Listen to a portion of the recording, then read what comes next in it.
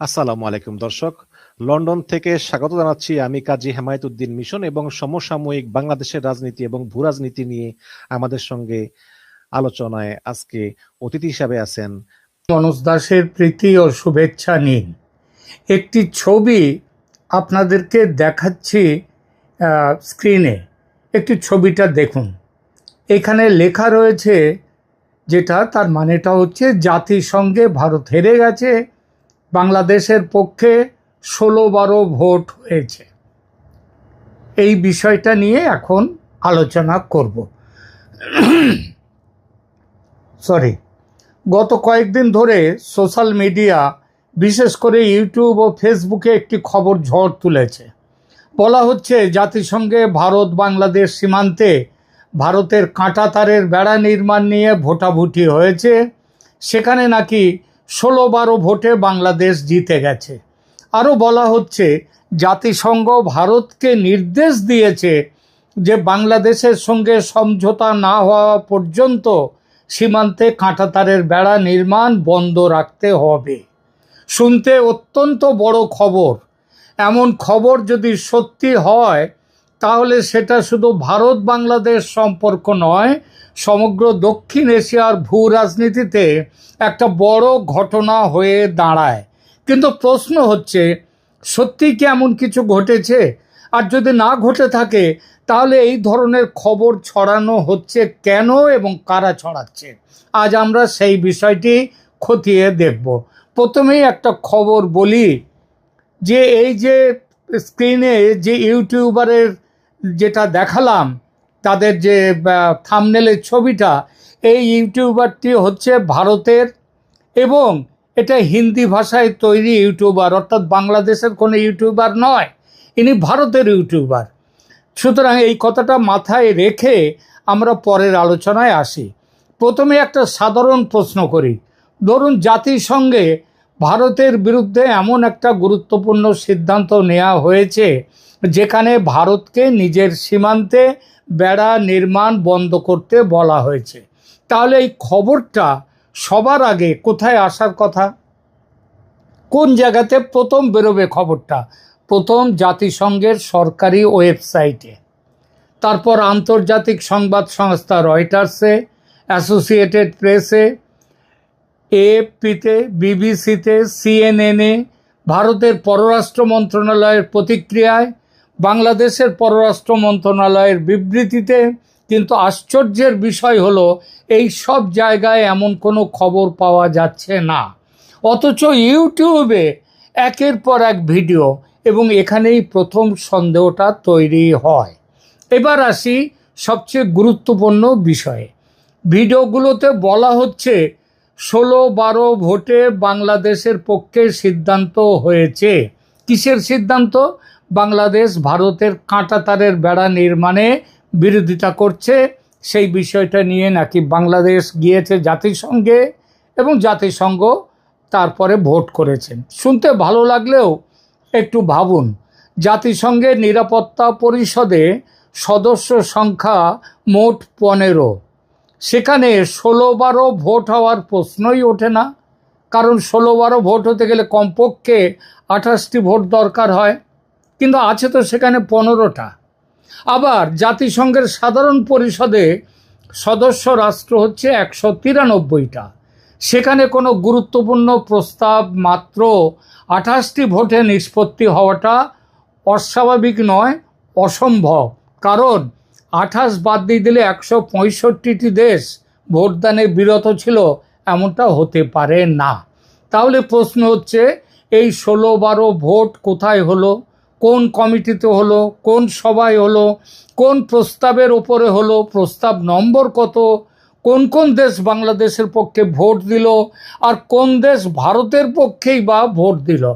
এই প্রশ্নগুলোর একটিও যদি ভিডিওতে পরিষ্কার উত্তর না থাকে, এবং নেইও, তাহলে একজন সচেতন দর্শকের সন্দেহ হওয়াটা স্বাভাবিক। এইবার আরও বড় প্রশ্ন হলো, জাতিসংঘ কি আদৌ ভারতকে সীমান্তে কাঁটাতারের বেড়া নির্মাণ বন্ধ করার নির্দেশ দিতে পারে? সেই অধিকার কি আছে জাতিসংঘের? বাস্তবতা হলো কোনো সার্বভৌম রাষ্ট্র নিজের আন্তর্জাতিক সীমান্তে নিরাপত্তার স্বার্থে বেড়া দিতে গেলে সেটা আন্তর্জাতিক রাজনীতিতে খুবই স্বাভাবিক, একদমই অস্বাভাবিক ঘটনা নয়। বিশ্বের বহু দেশ এটা করেছে। আমেরিকা মেক্সিকো সীমান্তে করেছে, ইসরায়েল করেছে তার চারদিকে, ইউরোপের বিভিন্ন দেশও করেছে। ভারতও বহু বছর ধরে বাংলাদেশ সীমান্তে, মানে প্রায় 4100 কিলোমিটার ভারত বাংলাদেশ সীমান্ত, সেখানটায় প্রায় 3,300 কিলোমিটারের মতো জায়গায় অলরেডি ভারত বেড়া দিয়েছে, বাকি আছে 800 কিলোমিটার। তো সুতরাং হঠাৎ এই 800 কিলোমিটারের জন্যে বেড়া নির্মাণ নিষিদ্ধ করা, আর এটা তো কোনো নতুন প্রকল্প নয়, আজকের নয়, গত কয়েক দশক ধরে চলছে। হঠাৎ করে জাতিসংঘ এসে ভারতকে বলে দেবে বেড়া দিও না, এমনটা ঘটার জন্য অত্যন্ত শক্তিশালী আইনি ভিত্তি শুধু নয়, এটা অসম্ভব। এবং সেই ধরনের কোনো আন্তর্জাতিক সিদ্ধান্তের তথ্য এখনো পর্যন্ত প্রকাশ্যে নেই। এবার সবচেয়ে গুরুত্বপূর্ণ প্রশ্ন, যদি খবরটি সত্যি না হয় তাহলে এমন ভিডিও তৈরি হচ্ছে কেন? এর উত্তর খুঁজতে গেলে আমাদের বর্তমান ইউটিউব অর্থনীতির দিকে তাকাতে হবে। আজকের দিনে ইউটিউবের সবচেয়ে বেশি বিক্রি হয় কোন জিনিসটি? সংবাদ, মানে খবর? না। তথ্য? না। সব থেকে বিক্রি বেশি হয় উত্তেজনা, বিক্রি হয় চমক, বিক্রি হয় ভয়, আর বিক্রি হয় কি? জাতীয়তাবাদী আবেগ। যদি কেউ লেখে যদি যে ভারত বাংলাদেশ সীমান্ত নিয়ে কূটনৈতিক আলোচনা চলছে, তাহলে তার ভিউ হবে না, বড়জোর 5000 ভিউ হবে। কিন্তু এই কথাটাই যদি লেখা হয় জাতিসংঘে ভারতের ভয়াবহ পরাজয়, বাংলাদেশের ঐতিহাসিক জয়, অথবা মোদী সরকারের মাথায় হাত বলে ছবি পড়লো মোদির মাথায় হাত, তাহলে লাখ লাখ ভিউ। আর এখানেই তৈরি হয় সমস্যা। এর সাথে যুক্ত হয়েছে আরেকটি বিপজ্জনক জিনিস, সেটা হচ্ছে প্রযুক্তি, আর্টিফিশিয়াল ইন্টেলিজেন্স। আজকের দিনে কয়েক মিনিটের মধ্যেই কোনো সাংবাদিকের কণ্ঠস্বর নকল করা যায়, কোনো সংবাদ পাঠকের মুখ তৈরি করা যায়, এমনকি সম্পূর্ণ ভুয়া নিউজ স্টুডিও সেটাও বানানো যায়।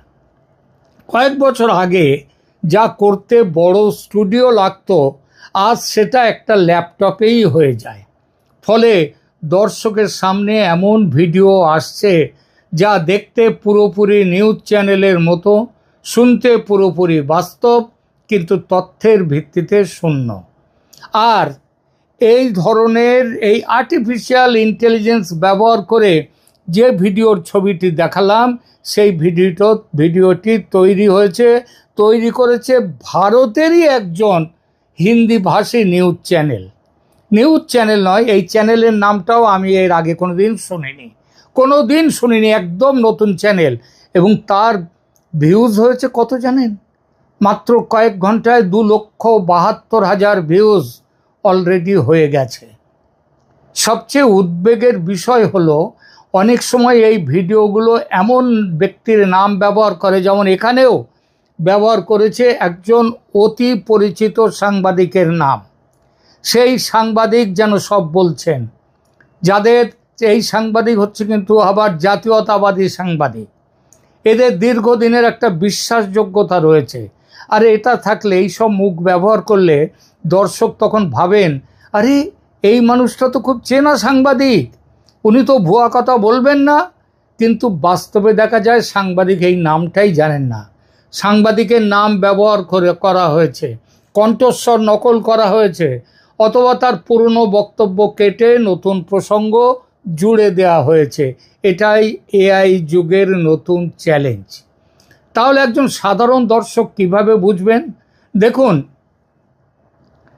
যে কোনো সংবাদপত্র, সংবাদ মাধ্যম, সে ইউটিউব বলুন কিংবা কোনো প্রতিষ্ঠিত সংবাদ মাধ্যম, তারা কোনো বিষয়ের বিশ্লেষণ করার অধিকার আছে তাদের মতো করে। সেই বিশ্লেষণ কখনো সত্যি হতে পারে, কখনো সত্যি হয় না, সত্যি নাও হতে পারে। এবং বেশিরভাগ ক্ষেত্রে বড় সংবাদপত্র, এই যে দেখুন যে ট্রাম্প সাহেব আমেরিকার থেকে এসে ইরানের ওপরে আক্রমণ করলেন ইসরায়েলকে নিয়ে। ইচ্ছা ছিল কি 3-4 দিনের মধ্যেই ইরান যুদ্ধে ইরানকে খতম করে দেবে, ইরানকে পায়ের তলায় এনে ফেলবে। তা হয়নি। মানে প্রায় 120-25 দিন হয়ে গেল, তারপরেও দেখা গেল যখন যুদ্ধ শেষ হচ্ছে না, তখন তখন আমেরিকাকে বাধ্য হতে হলো নিজেদের স্বার্থ বিসর্জন দিয়ে একটা যুদ্ধবিরতি চুক্তি, শান্তি চুক্তি স্বাক্ষর করতে। তাও 60 দিনের জন্য হয়েছে, 60 দিন পরে কি হবে সেটা বলা যায় না।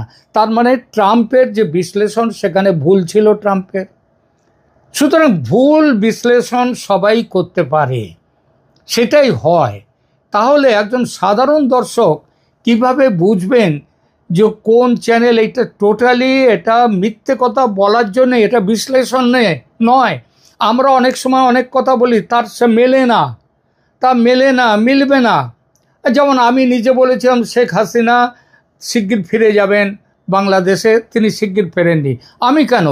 অনেকেই বলেছেন শেখ হাসিনা এতদিনের মধ্যে ফিরবেন, শেখ হাসিনা নিজেও বলেছেন তিনি ফেরেননি। কিন্তু আমি বলেছিলাম যে মোহাম্মদ ইউনূস সরকারের তার আয়ু বেশি দিনের নয়, বেশি দিন থাকতে পারেন না, তিনি চলে যেতে বাধ্য হয়েছেন। এখনও বলছি আমাদের বিশ্লেষণে তারেক রহমানও বেশি দিন থাকতে পারবেন না, সেটাও দেখা যাবে। কিন্তু আমাদের বিশ্লেষণ ঠিক হতেও পারে, নাও হতে পারে, কিন্তু আমরা তো বিশ্লেষণ করি। আর এগুলো যারা করছে তারা টোটালি একটা ফলস একটা জিনিস, একটা মিথ্যে প্রোপাগ্যান্ডা তারা করছে। এই প্রোপাগ্যান্ডাটা ভারতের সাংবাদিক, হিন্দি চ্যানেলের সাংবাদিক যারাই এটা করেছে, তারা কোনোভাবেই এই জিনিসটা কিন্তু মানে বাংলাদেশের সাফাই গাইতে আসেনি।